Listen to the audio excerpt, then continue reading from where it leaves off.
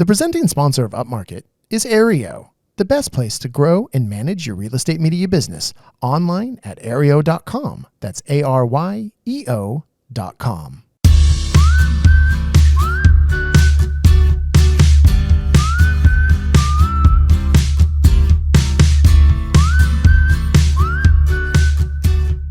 Coming to you from the makeshift Upmarket studio in the beautiful Ojai Valley of Southern California, this is Upmarket, a podcast about the business of real estate photography and media. My name is Reed Fish. I am the CEO of Upmarket Media. And sad trombone again, no Mark Corcoran today, my normal co-host, and Chelsea Froelich producing from afar. But it's not just me talking for an hour. We have a guest, and I'm going to intro him in just a moment. But first, are you guys going to PMRE? Come on. I'm going to PMRE. I'm going to be podcasting from PMRE. I'm going to have fond memories of when I spoke at PMRE last year and be jealous of everyone else who's on stage. But that's okay. So I'm most excited, though, to be there and network with my peers in the industry, which I think you should do, too. If you're listening to this podcast, you are a prime candidate to go to PMRE. And if you're not, get on the train now. Tickets are selling. There's still there's a few left, but you want to get in there and get that thing done. So it's PMRE Conference, the Photography and Media for Real Estate Conference, PMREconference.com. Get in there, get your seat. And you know what? They have some optional workshops too, warm-up workshops, the couple days before the conference in Las Vegas. And we are so happy that we have one of the workshop presenters or teachers or whatever we're calling them here with us today. And that is Casey Jones, who is the CEO of Shutter Zone Media in Milwaukee, Wisconsin. Casey, I want to start with saying, I guess we're both owners of a real estate media business. Are you hurting as much as we are? The market here has been brutal. How's it been for you? So the market, we felt the shift. We felt that change. The shift, yes, that's a nice way of putting it. Yeah, I was going to say we hit the economical shift as well as the seasonal shift all at once. So we were hurting for a minute, but it's bounced back like crazy. And we've started picking up a lot, actually, averaging a lot of new clients every single day. So that's a positive for us. Oh, that's good. Well, how big is your company? So we have 10 people that shoot for us from anywhere from Madison to Northern Illinois up to Appleton, Wisconsin. So about an hour and a half radius around us. All right. So you're having shooters who are kind of home based in those different areas, or are you kind of all just coming out of Milwaukee? No, they're all home based in different areas just to help make it easier for drive time. And also, Yeah. We've tried to do that. Actually, we've hired 2 people who were in an area where we wanted to have more business. And then after they started working for us, they both decided to move to our home area. Just randomly. Yeah. So it was really, so I was like, oh yeah, well, that was great. That was great. One of the big reasons we hired you is because you could service this other area for us. So we didn't have to pay mileage to drive 45 minutes, hour away. And then they very conveniently just moved to Ventura, which is where our headquarters are located. But we love our employees even so, but because we can't tell them, oh, you can't move. You're going to get fired if you move. Yeah, no, it's just a little minor hiccup. Yeah. Oh, yeah. Just nothing. It's just really nothing. Yeah. So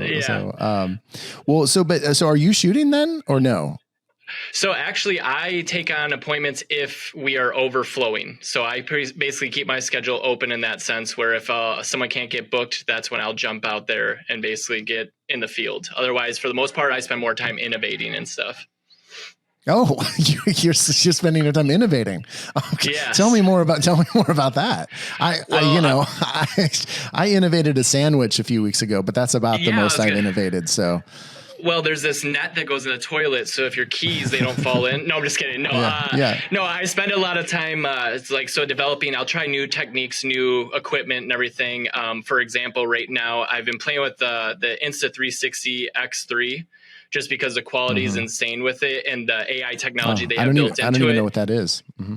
Oh, it's the Insta360. So you use them for Matterport normally. However, with the stabilization in it and everything, I've been going to houses and trying it out for video's sake. And it's actually crazy how good the stabilization is and how you can control the direction you're looking, everything. And it's getting really good results. So I spend a lot of time trying to figure out how we can do our job faster and more efficiently but get the same results basically. So I'm always purchasing either new equipment to try it out and see how it is, or I'm diving into more tech related things. So like we were developing an app and all that stuff that's still in the works. But yeah, I have a brain for curiosity. So I'm always looking at how we can make things better and more efficient. So what cameras are you using for your Matterport? Because I know Mark and I have been talking about that recently. Because we have a couple Matterport 2s and we have the Pro 3, which is pretty killer. But then we were like, these other ones seem like they're doing pretty good quality and can do it in such a shorter amount of time. Yes, they are a much shorter time. So it depends on who it is. But for the most part, a lot of people are using like the Insta360 or the what are those Theta, called? Right? Theta Vs. Yeah. So some of the team uses those. We kind of focus more on if it's under a certain square feet, we'll kind of keep it with those, keep it more streamlined. But if it's more of a luxury property, we do have two Matterport 2s on deck that we utilize. It just really depends on the client and what they need. But the quality of the non-Matterport cameras is good enough. Yeah, especially for real estate. I mean, they're not having it listed long. So if it's something that's going to be like, let's say an apartment building, they're going to keep using the tour. We'll use a lot nicer of one. But if it's just something that needs to showcase the area where people can walk through the house, the Insta360, the Theta, all that stuff works just great. And I was going to say, we don't have many people ever mention the difference in quality because let's be honest, we're all the pixel stubborn ones with the pixels. That's I'm trying not me. The realtors don't know the difference. But I do know, and I think the light bulb went off for us too, because when we got the Pro 3, it's so much quicker than the Pro 2 that it really was like, oh my God, this is a whole new world. And plus the quality on that is awesome, of course. And you can scan outside. Insane. Those are so good. Yeah, and so, but they're also $6,000. So it's like, I'm not gonna go buy 5 of them. No, exactly. Yeah. So that was our big thing too, is you don't want to spend all this money on them, and then the ROI isn't really necessarily there unless you're doing a lot more commercial work. So I mean, we're selling outside scanning as an add-on. For between like $75 and $200 or whatever. So, we'll make it back eventually, but it's not, but I do think it has, with that ability to outside scan, I think we have probably done, we've had the camera, 6 months now. We've probably done 5 to 10 jobs that we wouldn't have done had we not had the ability to outside scan. So it's not only those add-on things, but it's like, it is increasing, I think, the number of jobs we're getting. So I think it's been worth it. Yeah, and it will be. The biggest thing I'm learning is that if you build it, they will come kind of thing, right? If you put the technology out there and you tell people, because they don't know what they don't know. And if you turn around and you're like, did you know we could do this? And you're excited about it, you can sell it. Right. That's, so the Matterport 3, we have one guy on our team who's asking about it and wanting to get it, of course. And we'll eventually get one of them. But I mean, I think you can get away with one. We're handing that Pro 3 off quite a bit, between the team, and I'm a little worried, not worried, but I think we're going to have a bunch of big commercial jobs coming up this fall, and which we're going to have to use the Pro 3. So if we're out traveling, doing these bigger jobs, then our camera's gone. So I don't know. I hope we don't have to buy another one, but. Well, I mean, in that case, that's a good problem to have at that point then. Yeah. Well, but but sometimes you're just like, oh, all the profit I made on these jobs is now just buying another camera. Yes. So after this year, I feel like, oh, that profit, you know what I need to pay for private school. So please give me that profit. Yeah. Yes. Yeah. I was gonna say, and Matterport in general is not like it's a cheap company to be. Yes, exactly. They're taking their cut. Yeah. They're you're almost like, how much more blood can you squeeze out of this dry stone? And they find more. Exactly. They can always squeeze more out of us. It just seems absolutely. Like so. Yeah. Okay. I think they just laid off of. Oh yeah, they did. Yes. So I mean, who knows where it's going? But the funny thing is, they laid off a bunch of people. I had like $100 in like an online brokerage for some reason, and then I was like, oh, you know what? I'm going to buy Matterport stock, and it's actually been a really good investment for me over the last 6 or 7 months. And then when they laid off a bunch of people, the stock just went crazy, and I should have sold it. I should have sold it, but then now a couple of weeks later, it's back down to where it was. So of course, I should have just sold it, but that's all right. Man. Yeah. So I like to, I have $100 invested in Matterport. So I'm a real big stakeholder there. Yeah, there you go. I mean, you're a big dog. I'm a part, I'm basically part owner of Matterport. Yeah. So if you guys have questions about it, you just come to me. Yeah. Okay. So what else? So now you said it, man. So I'm just going to give you shit about it the whole time. What else are you innovating? I want to hear some of your innovations. Okay. I mean, man, you're putting me on the spot here. Some of the stuff. This is a podcast, Casey. That's what we do. Well, I thought we were just going to talk about, English muffins and have tea. Yeah. So the one thing that I'm working on innovating right now is creating, like, I think I mentioned it to you before in the past, is the Uber of real estate photography, is creating an app that basically, instead of people basically going on and booking in advance, there's always those realtors that are last minute. And I'm trying to working on creating a platform that isn't going to necessarily just be Shutter Zone, but it's going to be an overall platform where every real estate photographer can utilize it and be signed up in it. So it's more so like, hey, you need someone right now, go to this app and it'll show you any of the photographers in your area, no matter who the company is. It's going to show all of them and basically create like a synergistic, one space, and then it shows the photographer is on their way with the map and everything. So it's basically utilizing everything that Uber Eats or any of them have done and basically bringing that. And that's been a lot of my focus right now as far as innovation goes.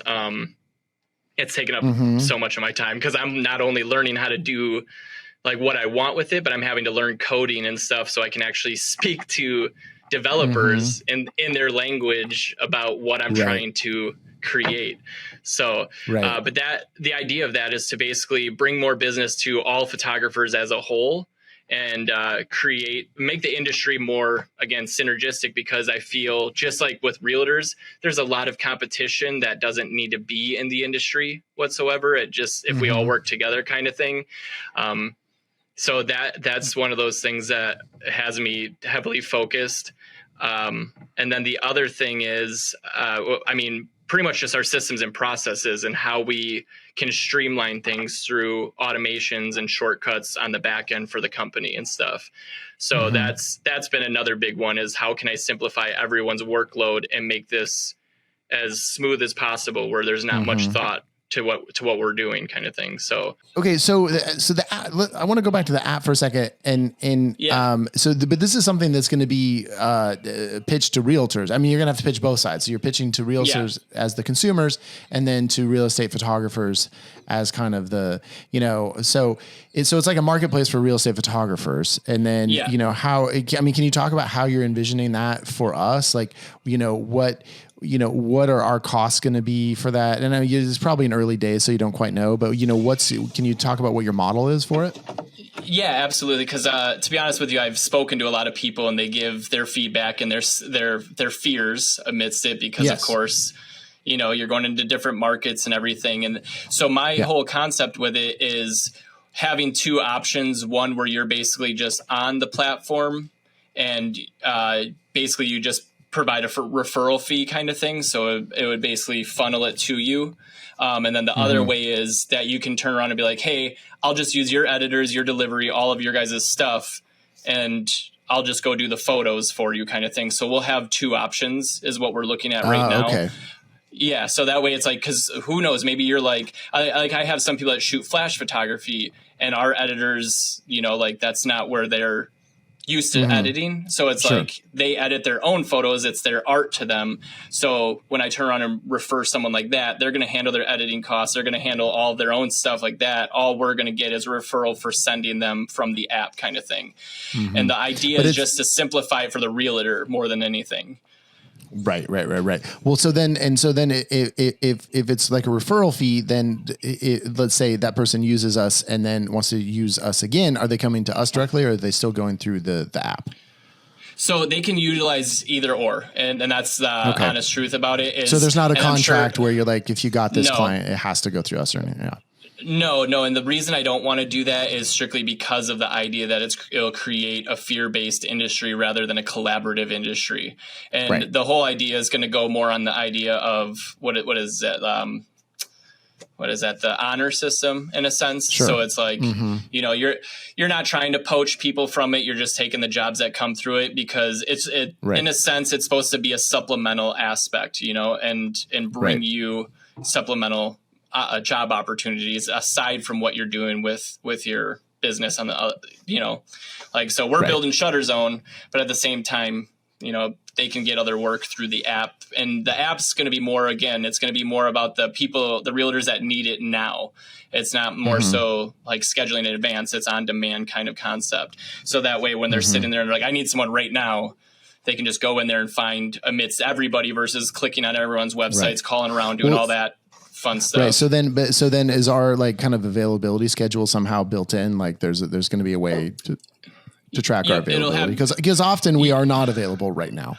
Yeah. Yeah. I was gonna say you'll have your calendar linked up through basically like a Google calendar, and it'll just syndicate all of that the same way like REO or HD Photo Hub does it. It's using similar things. And I'm talking to Shay over at HD Photo Hub about little things that he's seen with them and what he's, with HD Photo Hub. And I've also explained to them too, like, hey, I would love to potentially partner with this where it's not a competitive, website. It's more so like the delivery platform will still be utilized by HD Photo Hub. How can we make this app syndicate to HD Photo Hub to provide deliveries or have it, go to the photographer itself? So interesting. Yeah. That sounds like, a shitload of work.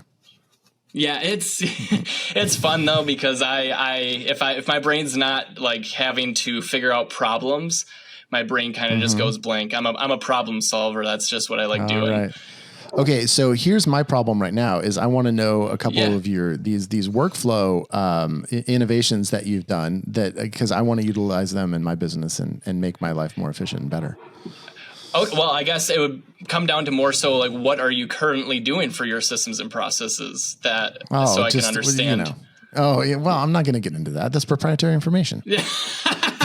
Well, that's come on. Oh man, you're funny. Take our course, man. Upmarketcourse.com. I'll give you a good discount code. We go over a lot of our workflows in there. So perfect. You're funny, dude. That's awesome. Yeah, no. So I mean, basically, it's coming down to using a lot of Zapier and understanding how we can automate referrals. The referrals are handled, but more of rewards programs built in automatically to send clients. Like, for example, if a client uses us a certain amount of times, automation is sent automatically to say, hey, send this person a $10 gift card from Starbucks. Because that's something that I always have been big about is adding more value than you're ever paid to do. And I think a lot of people get stuck on the idea of value, meaning it having to be some big thing versus it being something that's actually valuable to someone. And in the real estate world, coffee is very valuable to a realtor. And so it's like little things like, hey, enjoy this coffee on me today. And they just get that randomly sent in their email after like their 10th appointment with us. All of a sudden they're like, oh, wow, that was nice. That's cool. And then they just keep doing it. So little automations like that, as far as, like our systems go. I haven't figured out Zapier at all. Zapier is not fun. It's not fun. Good, because it seems fun. It seems fun from the outside. The results are fun. Getting it to work the way you want. It's just very tedious. For example, like with HD Photo Hub, you go in there and you're like, I want to. And so, are you delivering through HD Photo Hub yourself now? Yep. Yeah. I've been utilizing them since Ian was still answering the phone as his personal phone. And before it became the business number, it was still just texting him like, Ian, what about this? So, so I've used them for a long time. I know there's other awesome platforms out there, and I would have tried them, but HD Photo Hub landed first and everything. Exactly. We're Team Aereo here, but they're also, they pay us money because they're a presenting sponsor. And we also are avid users and love them. So, but And maybe if they were my best friend or something like that, and we could work on our friendship, well, that's then maybe the thing I go to them. And from what I hear, in the ether, it's basically you have two really great companies who are competitors, and there's not a bad choice there. So no, there's not at all, and that's just it. Is like, well, here's fun information for you too that keeps us at HD Photo Hub. You're familiar with VRX? Are you familiar with them at all? No. VRX. Not. Okay, so a photography company. They're out of our backyard. They've been nationwide since I started 6 years ago. and they're the ones that just got bought by Zillow. And so now, Zillow yes, yes, of course. Thank you. Yes, of course. Yes, I know VRX. Yes. So we're the ones who referred them to HD Photo Hub. And so I haven't paid a dime to HD Photo Hub since I started. Like it is. Yeah. So Zillow is. Thanks, you got Zillow. The ultimate referral code. Yeah. Exactly. Thanks, Zillow has never been said on our podcast before, but that's all right. Yeah. Oh no, delete it out. That's worse than a 4-letter word, right? No. Exactly. Your workshop is not going to sell now, buddy. Yeah. So we got that referral, and that was awesome for us because we haven't had to pay for it, but also at the same time, like just having their partnership, like that friendship with them allowed us to, learn what they were doing to go nationwide. And then once they sold to Zillow, all of those realtors came to us because they're like, I don't support Zillow. And so like as big as a fear as it was that people were like, oh my God, they're offering photos now. We were immediately like, okay, get ready for the increase because it's about to come. That's the thing is, Zillow is, there was a whole saga with us with Zillow trying to wanting to come on the podcast, the Showing Time Plus guy. And, but he very much believes that, I don't know. Cause I'm like, I talked to him on the phone and I'm like, oh, do you know that every real estate photographer hates you? That hates Zillow with a passion? And he's like, well, I kind of starting to understand that, but no, I had no idea. And I'm like, realtors hate you too. And he's like, well, I kind of knew that. But yeah. And all I had to say to a lot of realtors is, oh, hey, now we know how it feels with someone trying to take our job. And then they're like, wait a minute. Yeah. I'm not going to support them any. Like, that's the easiest rebuttal ever. So, you want to give Zillow money? Okay, well, go ahead and do that. Yeah. Have fun with that. Yeah. So exactly. Let's take a break. We're gonna do a couple ads, not for HD Photo Hub. And then we're going to come back. We'll have our social media sidebar. We're going to talk a bit more about what Casey's going to be doing at PMRE. And then, look, we're already teasing these Zapier workflows and everything. I think we're going to have a banger action item from Casey. So we're going to have that at the end. So stick around.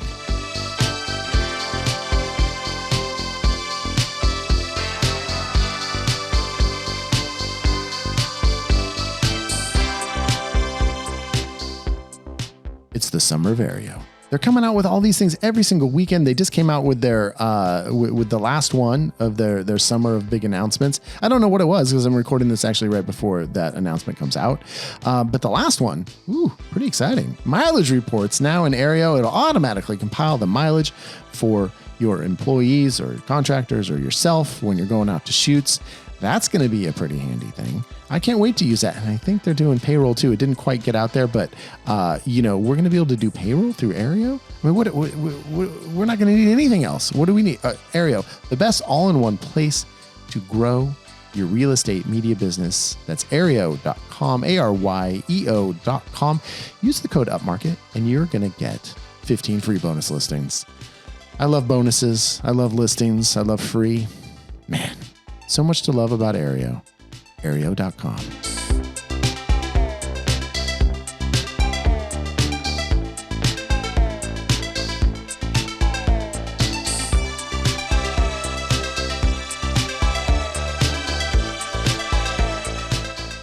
Earlier today, I was at my local coffee shop. I was overhearing people talking. You know what they're talking about? Floor plans. Well, you knew they were going to talk about floor plans. Who isn't talking about floor plans these days? Everywhere I go, people see me and they think of me as being a floor plan guy because I sell floor plans. I give away floor plans. So everyone's like, hey, Reed, what's up with the floor plans? I'm like, well, there's a lot up with floor plans. You know what the floor plans do? They show the floor. They show the plan of the floors in a house. They show the exact dimensions of the rooms. There's so many things to show in a floor plan. And one of my favorite places to get floor plans that I can sell to my clients is Second Floor app. I love Second Floor because they're like the coolest, easiest, and fastest and cheapest way to produce floor plans. You can go in and you can scan using their very innovative app. You can scan a property in minutes and deliver the floor plan instantly to your realtor that just paid you good money for that floor plan. What is not to love about that? Nothing. There's nothing not to love about it. So secondfloorapp.com/upmarket. Go there and you're going to get a free month of service. How many floor plans can you do in a month? A lot, especially now that it's kind of our business has picked up a little. I mean, if we were doing a month of floor plans, that's going to be a lot of floor plans. Get in there. You can get all those for free. Second Floor app, SECOND floor app.com/upmarket. Get that free month of service. Tell them up. And that's a great way to tell them Upmarket sent you. Keeps us going, keeps us getting ad revenue. You like it when we get ad revenue. It's a win-win for everybody. Thanks, Second Floor.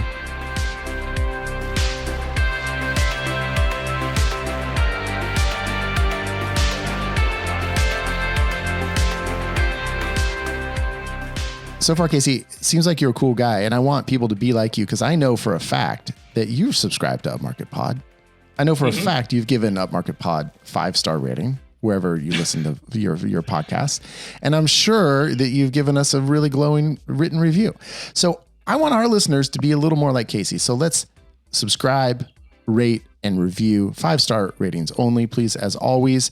If you want to follow us on social media, it's Upmarket Pod across all social media except TikTok, where I'm not on, and also LinkedIn, which I don't have. But the other ones, wow, we're all there. Oh, not on Twitter or X, whatever it's called now. And then, we have upmarketcourse.com. Book a call with me. You can hear about the course, and then we can chat, and I can offer you a pretty sweet discount code. Because, because I know Casey has a lot of really good business stuff. So do we. So, I'll promote mine alongside him. And so, Casey, you got Shutter Zone Media. Where are we finding you guys on social media? How are we going to see what you're all about? Same way, every social media platform is at Shutter Zone Media. Super simple. You can go to YouTube, Facebook, any of them, and just keep it simple. Shutter Zone Media. We have YouTube too. Yeah, we have YouTube. You can actually have video versions of this podcast, which I think we need more views on. So people, you gotta do that. I always forget to mention that. Do it. Yeah. So shutterzone.com. But that's going to be, of course, your realtor facing social media. And I guess you're not going to have social media at this point for your app or whatever that would be geared toward. No, not yet. Yeah. All right. So what are you finding is working for you on social media? And how active are you guys, and are you getting business from it?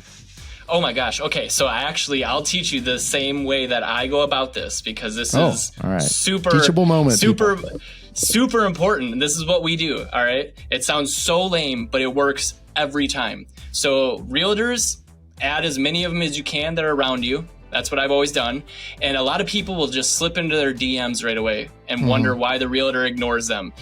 Our team is trained to just be as cliche as possible in the comments, all right? So first step was we add them. The second step is we start liking all their stuff, and we just watch that one person. Each person goes through, and you're just liking their stuff, not a creepy way. Wait, you do like the stalker thing where you add them as you start following them, and then you do like 30 likes right off the bat? No, not right off the bat. I basically, I'll like a few so that way they're in my algorithm, because now they're showing up. And so as those posts are starting to pop up in my feed, because that's what I want, is I'll start going in there, and it's as simple as awesome, congrats, great work. And we use the most simple, positive little encouragements, because that's what realtors want. They want their posts to get pushed up. And so if we're commenting and liking, it's helping them. We're adding value without them even realizing it. Now, because we keep doing that, all of a sudden when we finally do slip into I wait for that one post where, let's say they're like, look at me in my brokerage, I'm number 5 or some number 1. That's when That's when you do congrats with a question mark as the comment. Yeah, exactly. You're like, congrats. No, that's when I slip in though, and I go, hey, I've been watching you, and I wanted to reach out and just say, you grow to 5th. Yeah, exactly. You were 7th last week, dude. Now you're 5th. You blossomed. Yeah, exactly. So then I hit their DMs with that stuff, and that's when I don't say anything about my company. I never talk about our company. I just now hit them in the DM. They respond because there's nothing being sold to them. And then from that moment, all of a sudden we are now in their algorithm, and they're seeing our posts. And that's when I'm always making a point to then hit our posts in there, because they're going to learn who you are by being like, who is this guy that's always commenting? And my biggest thing has always been creating that curiosity for them. Don't go telling someone about your company. Make them want to learn about your company. Make them be like, what do you do? Who are you? Where are you coming from? Kind of thing. And we utilize that system, and that system has worked flawlessly, better than cold calls, better than anything else we've done. is just keeping it simple in social media. All right, cool. Yeah. And what's your DM say? Hey, I saw your number 5. How do you feel about number 4? Because I can help you. Yeah, basically. No, I hit him. I hit him just with ride my coattails to 4, baby. Yeah. No, I'll tell them literally. I just say great work, and I'm watching your success, and I'm going to be cheering you on from the side. And then they're like, "Oh my God, thanks!" And then I'll leave it. I leave it there, and that's it. And then Oh, you leave them wanting more. Oh, who's Casey? Yeah. Wow, I think Casey likes exactly. me. Oh yeah. Take it away from them. Give them a little, and then take it away. That's right. Okay. Yeah. There you go. Social media gold right there. Yeah. And then, but in terms of the content that you are putting out, so how much are you posting? What are you posting? All that kind of stuff. Pattern interruptions. That's what we post. So what I mean by that is we're in a professional industry and we're all wearing suits and ties to look like we are high and mighty professionals, realtors and all. Are you talking about real estate media people? Yeah. Well, no, realtors. Figurative. Oh, realtors. Okay. Yeah. Realtors are high professional. I wear a suit and tie kind of thing. Yes. And so what we post is what we know is actually real, because underneath those suits, they're real people. Yes. And so I like to hit them with a lot of silly comedy that will basically like make them be like, wait, what is this? So for example, when the price of eggs went up, then that's when a post went out with virtually staged eggs all over a kitchen. We had eggs falling off the refrigerator. We had eggs on the table. And then the post said, use coupon code 2 dozen eggs for the price of 2 dozen eggs off your next order. Because at that time, price of eggs was, Right. So like those are little things we like to do. Is we like to do pattern interrupts, or like posting a diaper and saying you may need this on your next shoot because you'll poop your pants when you see how good our photos are. Little things like that make a realtor stop and go, wait, what? And they have to go back and look. And I've always been about that, keeping the innocence there, but at the same time also it's enough to make them be like, okay, what is this kind of thing? Okay. So again, but you're taking a kind of tongue-in-cheek approach to it's not like, hey man, it was so great to shoot this $10 million property, and no one wants to read that. I'm sorry, but a lot of people I see that and with realtors, and I'm like, are we all posting the same things? Like, and that's, I guess I do. So you don't do any of that because my research that I did on you was not enough to actually look at your social media. Maybe I think I did a couple months ago when we first talked, but we got a little delayed on recording the episode. There's none of that. Like, oh, just shot this amazing 3-acre place. You don't do any of that in your stories or in your posts. No, if any are done, it might be a team member that has gone in and done it for their own listings, because we allow our team to go in and post on behalf of Shutter Zone any of their properties. But for the most part, no, we focus heavily on the idea of like just interrupting people and then leaving them with a little bit of like Shutter Zone. And then they're like, wait, who's Shutter Zone? What is this kind of thing? So like, for example, do you ever watch Chicago PD? No. Have you ever, or like Law and Order or any of those things? Yeah, I'm familiar with the concept. Yes. Okay, so I came into the office one day and said, everybody stop what you're doing. I have an idea. And we filmed a skit it was Chicago PD style, Law and Order style, where it's filmed like that, where it's really intense. And instead of talking about finding we have a dead body that we have to go to, it's a really crappy home that we have to go shoot, and they want everything on it kind of thing. So it has the intensity of that. And it's like where I basically am like, what do we got? And they're like 3-bedroom, 2 stories, 2 bath. And it's like, well, what do they need? Everything. And it's just super intense. And people are like, what is this kind of thing? So those are heavily what we like to do. And also it's because it keeps it fun, and it keeps it away from ever feeling like a job, because we all like to laugh. And if you can make people laugh, dude, that's when you're pretty much in. Yeah. That's why people like this podcast, whoever likes it. It's because we occasionally have a couple laughs. Well, but you have an office. Yeah. Yes. Oh. And I don't think anyone should. How is that generating you revenue? It is not generating revenue. Right now, I'm telling you, do not get an office. It's honestly, the reason we had it was, for one, when we first got it, it was more about the idea of collaboration and culture. Because culture is huge with our team. We like to be together and do all this stuff. So the reason we had our first office was it was at the Blatz building downtown Milwaukee, which was originally like a brewery. So it's a huge building. and it has inside a gym, a pool, hot tub, movie theater, like all these things. So we're like, dude, we're going to get this spot and then do events from it, which we did for a little bit. But then, of course, the price went up after COVID, like over $1,000 more a month. And we were like, screw that. But some of the team members got used to working from the office for like they're doing their own stuff. And so it was one of those things that I was like, well, I'll get a different one, a lot cheaper, closer to home for them to be able to utilize. But it's not worth it. And I even think about it constantly, how that's just an expense. That's just... Yeah, well, we've been trying to trim expenses. We had a little studio for a little while, and it was kind of to finish off production of our course, and then we're doing podcasting, but it was hard to justify the expense, and so we got rid of it. I mean, if we were like super rolling, like if the market was good, I mean, I believe in our business, I believe in our model, but just with the fact that we're our area is down 35-40% with number of listings year over year, it's just like the revenue just hasn't been there to have those things that are a little bit more luxuries rather than necessities. So and those profits should go into investments for the company innovation. To keep you, and innovation. Yes. Exactly. That's the other thing that we're doing too, is taking the profits to put towards investment properties that become pretty much like training homes for the photographers, but also are Airbnb'd out kind of thing. So, all right.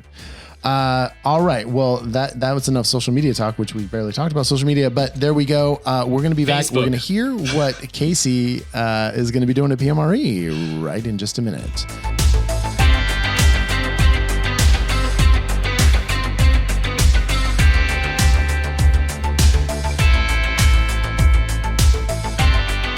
All right, Casey, we got PMRE coming up in early November, November 7th and 8th, something like that in Las Vegas.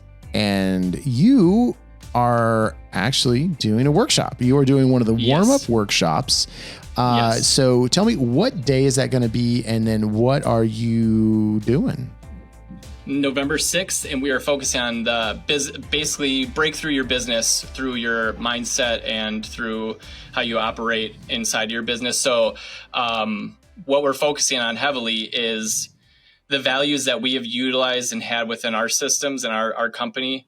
We are focusing heavily on mindset and break through your business. So utilizing a lot more techniques outside of just shooting to find out how to build your business, because at the beginning, like at the end of the day, shooting is anyone can kind of learn how to shoot.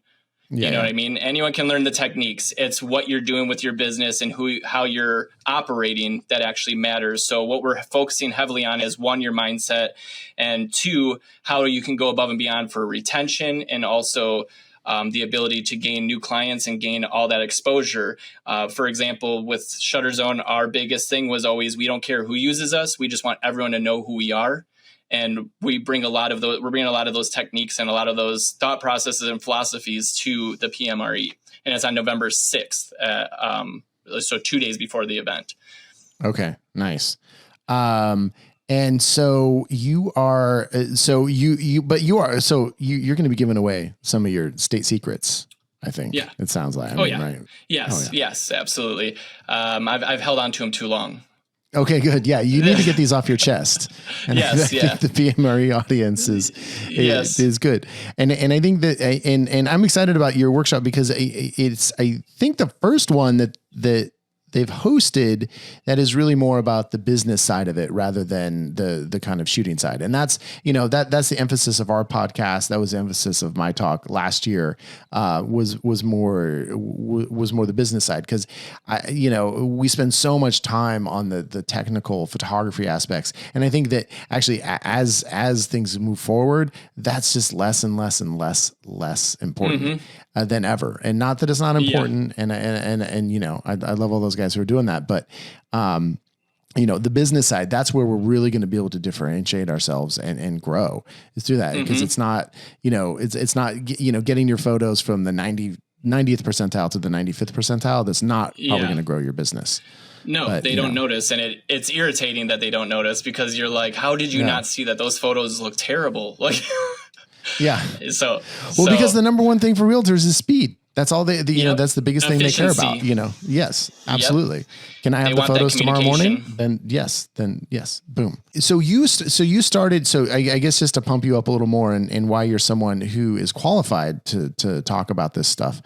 So you started Shutterzone and then you grew up to your 10 employee or your 10 shooter point at this point. And then I'm assuming you have some admin help as well. You're not doing all the straight up admin. No, we have an admin. Yeah. That's the one thing that I do recommend everyone has, because you'll get burnt out if you don't. 100% agreement. That's what we've always said when Chelsea came on and was our admin. That's been the thing that transformed our business from the very start of her tenure. Yeah, because otherwise, like, that's when you're working the 16-hour days. Yeah, you know what I mean. That's when you're not stopping, and realtors will call you anytime that you let them call you, they will call you. Yes, and so that was my biggest Like, I needed to be able to sleep at some point in time. So I was like, I'm getting an admin, and it's been the best decision ever for the last few years, because they learn everything, and then they just, they handle it all. And to find someone that cares is what's the biggest thing. Yeah. Having the right admin is key. And people who listen to our pod are familiar with Chelsea. So everyone knows how awesome Chelsea is. And, we're so fortunate to have her. And I have heard a lot of stories actually of other people who are like, yeah, well, I tried an admin, it just didn't really work. And maybe it's the wrong person, but I'm kind of a little more of the belief that, for the most part, if someone is not achieving what you want them to achieve in their job, it's probably your fault it's your responsibility as the owner, as the boss. And it is also, and it's your fault also if you haven't recognized either in the hiring process or as they've gone through the job, that this is not a person who's going to be able to get who's going to be able to achieve these things in the job. So ultimately it is your fault. But that's not to say then that you shouldn't fire someone who's not going to achieve what you want, Yeah. I've taken responsibility on any bad hires that I've done. I've put people in the financial positions. I've put people in, just even in the field, and you learn quickly, like, okay, there were signs about them, and I should have acknowledged those signs. You should have listened to your gut, and you didn't. Yeah. Yep. Yeah. Or your wife, like, and you didn't. So, yeah. But, the admin's been the best one. And anytime there's challenges where, you've wanted to think about getting rid of them, it's turned around where you're like, you know what, if I just coach on this, I guarantee I can get over this hump. But also you got to be willing to have somebody that's going to do about 80% of what you're able to do. Because no one's ever going to be able to do what you do with your own business, because it's our business, and we can make all the decisions we want any which way, and we'll be fine. Whereas they're kind of like, oh God, can I give this discount? Can I do this? Can I do that? And it's so and you just have to empower people, and then also when they do something that is not the way you would have done it, it's either just letting go and saying, you know what, that's okay. They do it a different way, or if it's like, you know what, don't give a half off discount to this person because, and here's why. And then it's a learning moment, and then they're going to be able to learn with that. And I know, even now Chelsea will Slack Mark and I and be like, well, what should I do here? What should I do? And, and that's we both have, usually we come down at the same spot, but, we have the ideas on how to do that. But, and sometimes I would like, okay, Chelsea, you just feel confident in that, we trust you. But then, sometimes of course she'll make a decision that we're like, you should have done this, but you just have to be okay with that because, overall she does an awesome job. And just because she made a different decision than I would have made doesn't even mean it's the wrong decision. It just means it's not the one I would have made. Well, in business, one thing I've learned is there's no good or bad decisions. There's only decisions. And you just got to move forward with them. And the biggest thing too is that when someone makes a decision, let's say your admin does, it's not end all be all on that one decision. You know what I mean? And if it was wrong, getting caught up on it is only going to stress you out. So a big thing my favorite thing is, for future reference, please do this. For future reference, please do this. Like, and I never have ever made someone feel bad I want them to feel empowered, like you said, about their decision making, and then letting them know, like, hey, but moving forward, I would have done this. And then they're like, okay, cool. But a lot of people I feel will just get mad and then just let that be the reason that they're like, I just need to do this. I just need to do this.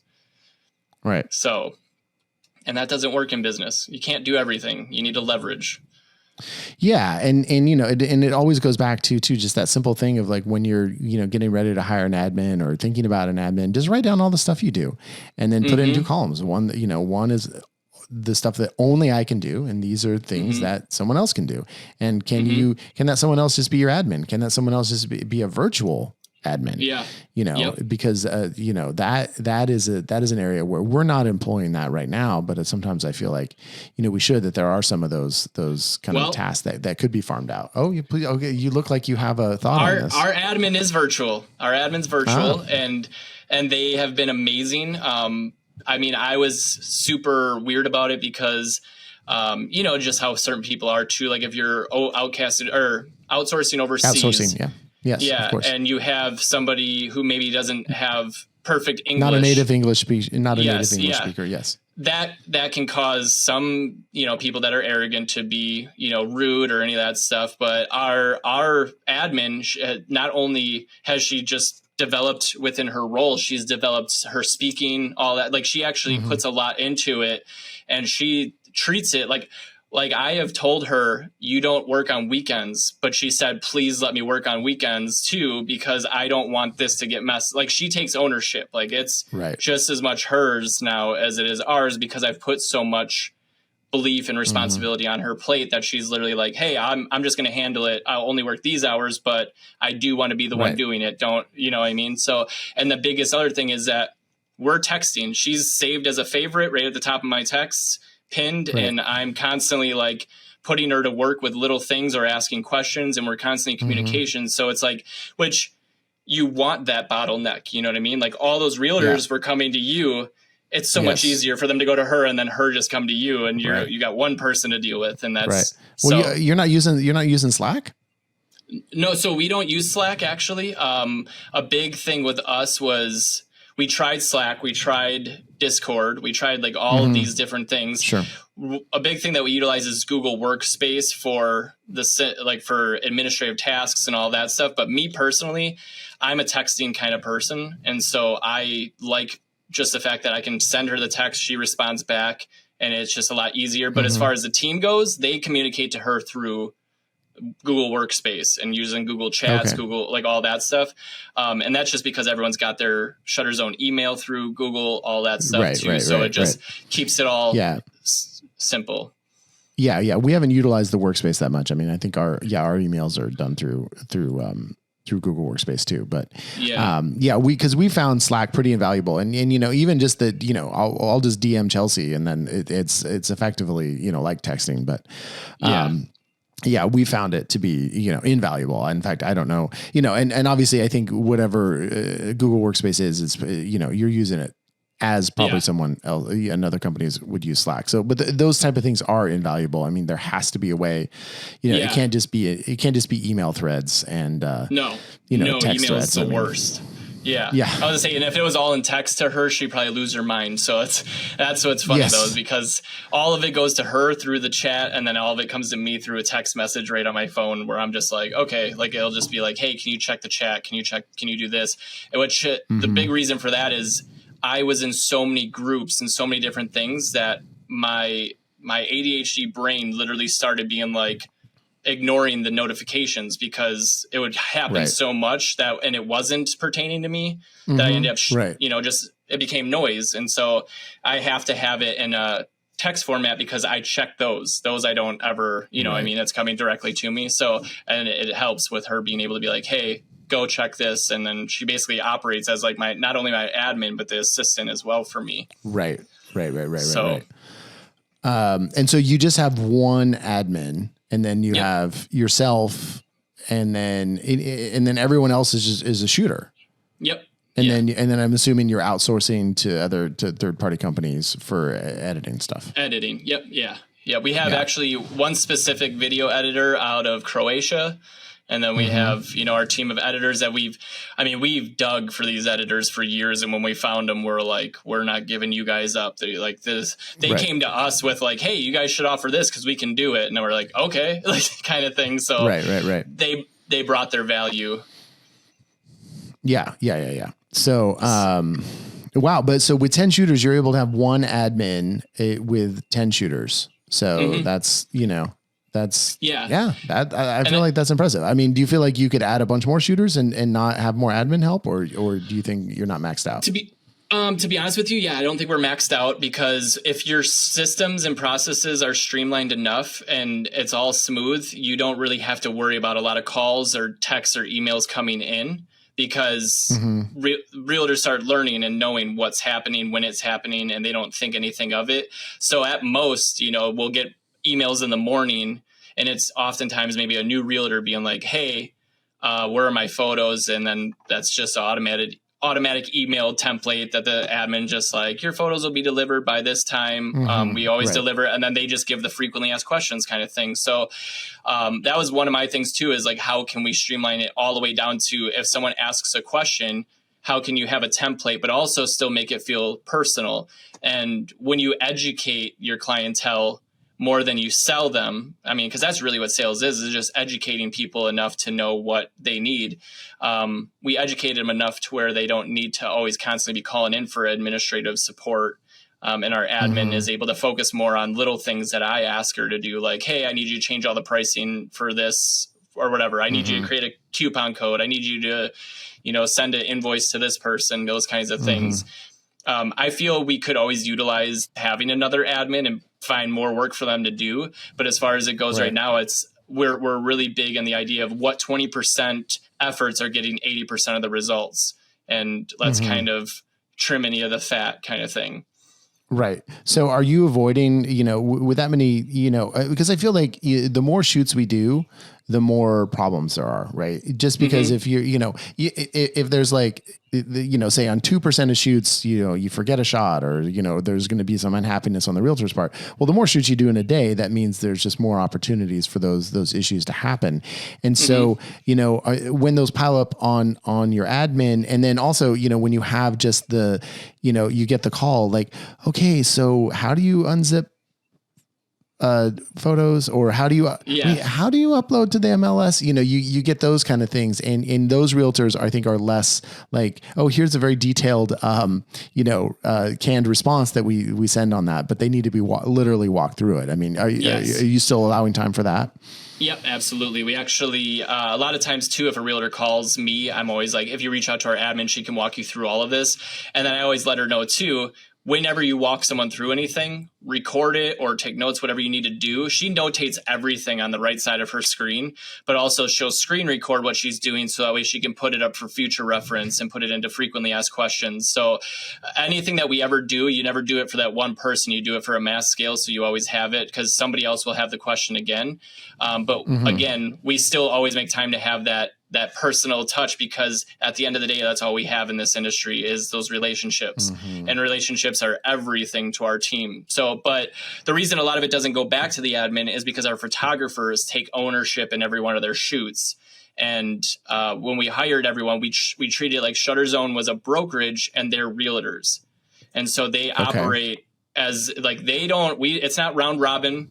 You're chosen if the realtor wants you. So if you are a terrible person, you're probably not going to get booked again, because they can choose whether or not to work with you. So some shooters, do really well, make more than me with my own company, with the commissions that they earn. And then other shooters, like they struggle to get a few appointments a week because they may not adapt to, whatever these others are doing.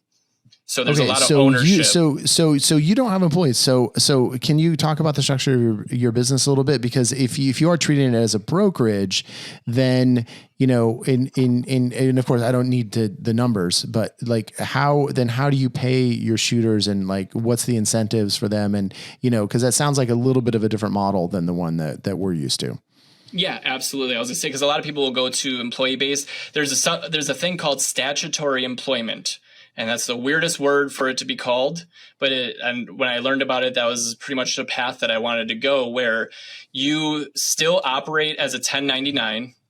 So you still operate as your own boss. However, we pay your state taxes for you, and then you're just taxed on your income taxes, if that makes sense. So we handle like FICA and all that stuff.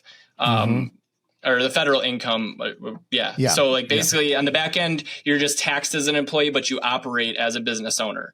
And so if anyone's looking into it, it's called statutory employment. It's going to be a while to find it, but everybody earns a commission. And this is a state-based thing, right? So this is the case in Wisconsin, but it may not be the case. Yeah, it might be else. different. Yeah, it might be different somewhere else, but yeah, definitely Wisconsin. When I found out about it was perfect because we wanted people to go out and go above and beyond for the clientele. Like we wanted it to be, this is going to be your friend you're going to shoot for. You're not just getting these appointments handed to you. We all bring our value kind of thing, which created a lot of ownership within the company. And so they earn a percentage of the services they offer. So of course, if you add on more services while you're on the shoot, you're going to make more money and then that's also making us more money. And then we have like editing services, virtual twilights, virtual, all that stuff. We just do like a small little flat rate for any one of those that you sell per image. So that way, again, when they're on site, one, they're operating as their own business. So they are going to treat it with care and they're going to want to get booked again. So they're going to build a relationship. And then they're also going to upsell because they want to do more work versus if we send an hourly person, chances are if they're like, I don't know if I want drone, they're going to be like, okay, because that's one less thing they have to freaking do and they still get paid their same amount for being there. So, right. But you can operate this way with just 1099 contractors. It's the same way. The only thing is you can't tell them what to do. You can't show them any of the techniques or any of that stuff legally. So that was basically the way around it is like, we can still teach you everything, do all that stuff that we would as an employee, but you can still operate as your own boss outside of it. But another thing we do is any of these people that come in, like realtors, let's say they ask for anything that's not real estate media, we just give those to the team and say, hey, you're also building a wedding photography business. Here's a wedding photography referral. Don't worry about it. That's not Shutter Zone. That's you. And so we've done a lot to just give to our team and try to help them leave their jobs. Because that was my biggest thing is I was like, if I can get out of working and do what I love doing, I want to do that for other people. And so that's right. Sure. So then when you pay them, are they paying you a commission for the jobs they get, or are you paying them commissions? How does that working? I mean, it's their own business, but it feels like it's still running through Shutter Zone. Like it's running through you. Yep. So it goes through the system through HD Photo Hub. They book and they pay up front. All of it's handled. And then every 2 weeks, we just cut a check like we would for an employee. And it auto tracks all their commissions. I'm sure REO does the same thing where you can put in how much they make per appointment and stuff. So it tracks everything for us. And then, and then we just run it through Gusto and just have the taxes taken out automatically through Gusto when sent to them. And then also, if there's events or any of that stuff, we'll throw up a price and be like, hey, anyone that wants to do this, we'll pay you $50, we'll pay you $100, we'll pay whatever it is. And then we'll just add it to their commissions and stuff. So, but yeah. Right. So their earnings are called commissions rather than, it's because they're not hourly. Yeah. So no hours are required. Yeah. And so in California, though, we're a bit hemmed in. You effectively have to have employees. Yeah. So, we can't really go the independent contractor route. I've never heard of a statutory employee, so I don't know if that's something that's available. Yeah, a lot of people haven't. Yeah. Yeah. And so, and it hasn't red flagged or anything for audits or anything else. Cause it feels like sometimes if you're doing some of these things that are a little more esoteric, that could be, red flag for the audits or doing things the right way, I've been audited. Yes. Oh, okay. So, and that wasn't because of any of that. That was because a former contractor wanted to collect unemployment and decided that's when he was just a contractor because he was in a different city altogether. He was over like 2 hours away from us. So it was like, hey, anything we get out there, we'll send to you. Yeah. He was doing everything himself, like going out and networking and doing all that stuff because he asked what I did to build. So I gave him the information and said, this is best practices. It's not required. Went out and did all of that. And then he asked me to buy him a Tesla. Company which of course car. You said yes. Yeah, exactly. I was like, well, everyone. Which model? Which model? I was like, I'll sell my Nissan with the weather stripping coming off of it right now and get you your Tesla. And we refused, of course. And they sent another email trying to show the analytics of why it makes sense. And I was like, dude, we can't do that for one. You're not an employee, blah, blah, blah. And then he got basically super upset and left the company and then went to try to file unemployment and said that he was treated as an employee. And I was like, I've met the guy probably in the last 2 years 5 times in person. I was like, I don't control anything he does. I don't do any of that. So we got hit with the audit, but then the audit went through and they looked at it. And of course they said, nope, makes sense. I mean, you guys are pretty much operating again the same way. And that's what created the idea of the Uber app, is the fact that I got hit with an audit and I kept yelling at the guy on the phone, we're like the Uber of real estate. We're like Uber, like people order and then you know what I mean? So, and then that's when I started thinking like, maybe I should make it seriously more like Uber, like, and stuff. So yeah, so that's what created that. But I mean, we've gone through it all, and yeah, the statutory employment was like the safest, best way to go about it, because otherwise there's no forced hours that they have to work or anything. Yeah, and I think that's a really great lesson. It's something that we have talked about a bit, that when you are dealing with bringing people on to your company, however you do it, you need to make sure that you're doing it by the book, and that how you are doing it, complies with all your local laws, because all it takes is one. And you never think that it's going to happen to you, but all it takes is the one disgruntled employee, and if they report you to the labor board, and it's like, then you're not that you're toast, but it's like, it's going to be a whole pain in your ass. And if you haven't done it right, you are toast. Yeah. And, and it's like, and even little things, like we had to dismiss an employee once. And in fact, today is the last day of another employee, but they quit rather than, we fired them. But one of the things in California is you have to cut a check for their entire pay, everything they're owed, on their last day of work, if they've given you notice or if you're firing them. And so it's not something that you would ever know unless you look up, or when we were going to dismiss an employee, we called the labor board, our county labor board, and said, hey, what do we need to do? And they said, oh, I'm really glad you called, because these are the 4 things you need to do. And if you don't do that, you leave yourself liable for this employee to come back and say you didn't do it the right way and sue you.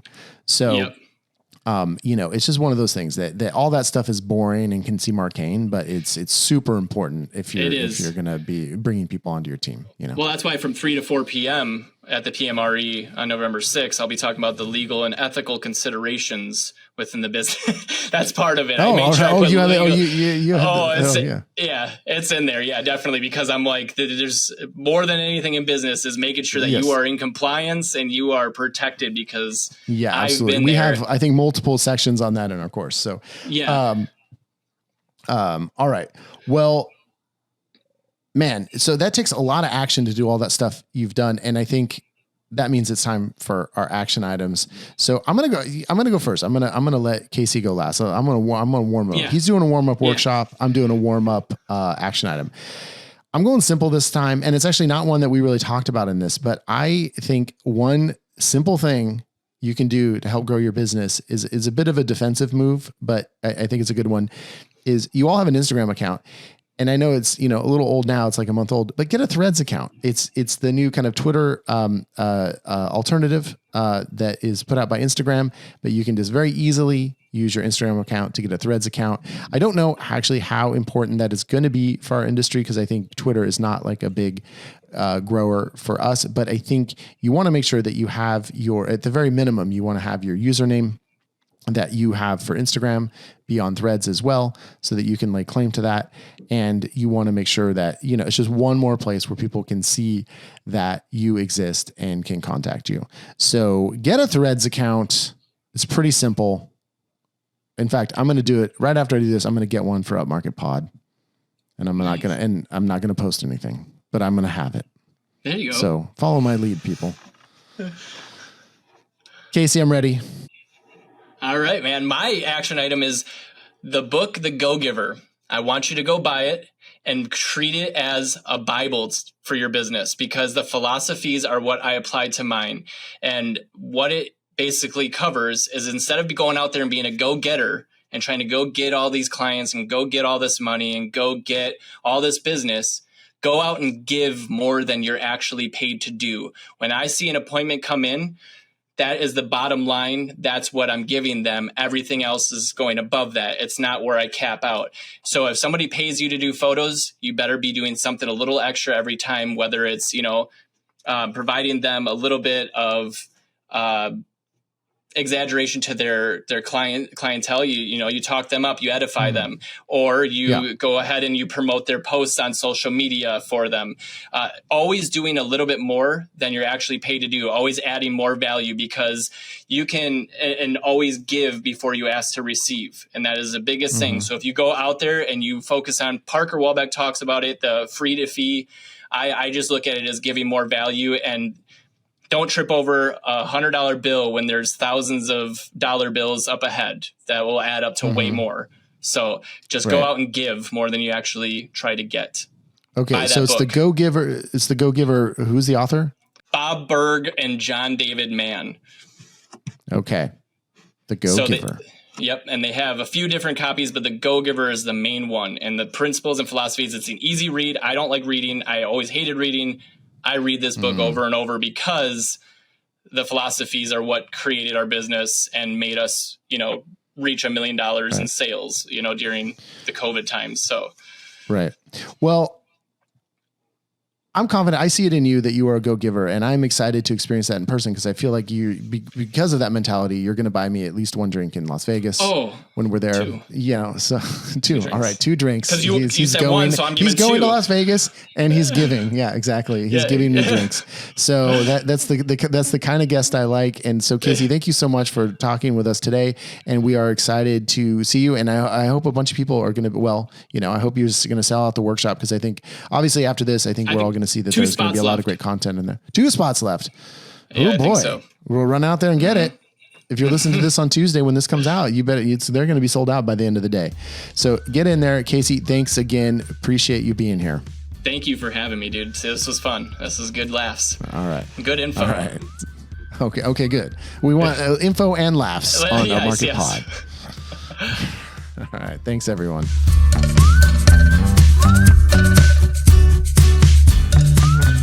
Upmarket is a production of Upmarket Studios. This episode was produced by Chelsea Froelich and edited by Bethany Diedrich. Thank you so much for listening, and we really hope you listen to the next one too. In the meantime, our wish for you is to not have to shoot any Friday night Twilight shoots. Thank you for everything.